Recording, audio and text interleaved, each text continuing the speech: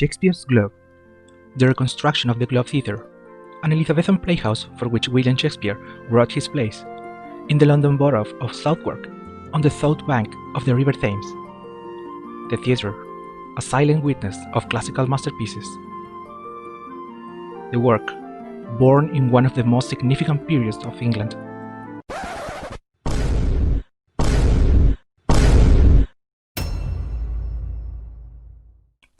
The Renaissance, during the Elizabethan era, was quite remarkable to England. This golden age means a change, and certainly, the Elizabethans were allowed to see the progress during their time.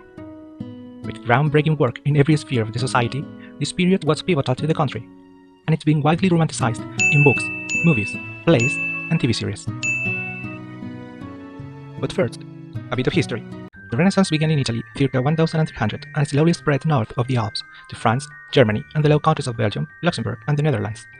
Eventually, from the last years of the 15th century, it reached the British Isles and Scandinavia. This northern Renaissance has very distinct characteristics that set it apart from its Italian counterpart. By the late 16th century, the spirit of the age spread finally to Britain, thus overlapping the Elizabethan era. The Elizabethan era, or Elizabethan Renaissance, is called after Queen Elizabeth I. Daughter of King Henry VIII and his second wife, Anne Boleyn, Queen Elizabeth was born on September 7, 1533. She was the final ruler from the Tudors and fifth in line. Raised by nurses and governesses until she reached majority, her education was not lacking in any way, and she was trained in history, classical languages, rhetoric, and moral philosophy. However, it was not easy for her to take the crown, since her mother, Anne Boleyn, was beheaded on suspicion of incest and treason. She was declared as illegitimate, and her half-brother, Edward VI, even wrote her out of his will. Her other half-sister, Mary, had her incarcerated for a year. Finally, in 1558, at the 20 years of age, she ascended the throne. Her coronation took place at the Westminster Abbey, and she was received with adulation and happiness by her subjects. Often hailed as the Virgin Queen, Gloriana, and Good Queen Bess, she popularized the virginal look and practice.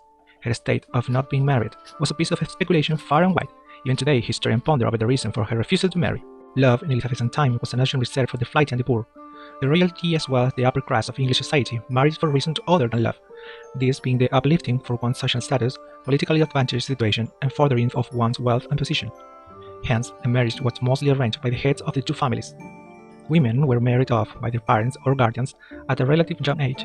An unmarried woman of over 20 was considered a spinster. A woman rarely had any say in the matter of her marriage, as marriages were supposed to be profitable. Shakespeare in Love, the award-winning masterpiece starring Joseph Fiennes as the Bard and Oscar winner Gwyneth Paltrow as his Lady Love, is perhaps one of the best depictions of the life and roles of Elizabethan-era women. It was a male-dominated society. Thus never married and remained childless, although it is believed that she had many lovers. Her successor to the throne was James VI of Scotland, who became James I of England. Before that, Elizabeth's reign was marked by intrigue, war, rebellion, and personal and party strife, and there had been multiple conspiracies to kill her and replace her with someone else. It is famous the Babington plot, in which Catholics plotted against Elizabeth to kill her and replace her with Mary, Queen of Scots. However, she was a very cautious ruler, and all the plots against her failed. Mary was executed. Queen Elizabeth took full advantage of the aspect of her personal life by manipulating political decisions. She could not be dominated by anyone. The reign of Queen Elizabeth I saw England emerge as the leading naval and commercial power of the Western world. England consolidated its position with the defeat of the Spanish Armada in 1588 with the help of Sir Francis Drake. At the age of 69, Queen Elizabeth I died in March 1603, after having ruled England for 45 years. Some people believed that she was killed and the cause of her death was poisoning. However, postmortems were not allowed in those days, and therefore the exact cause of her death remains unknown. During her reign, England flourished politically, financially, internationally, and also in the field of art. This success made the Elizabethan time period as one of the most fashionable periods in the history of England.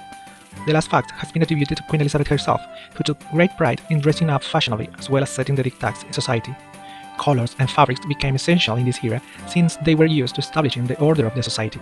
The Elizabethan period had a daily life based on social order. The monarch had the highest, the nobility a second rank, the gentry a third, merchants a fourth, and laborers a fifth. The Queen was believed to be God's representation here on earth.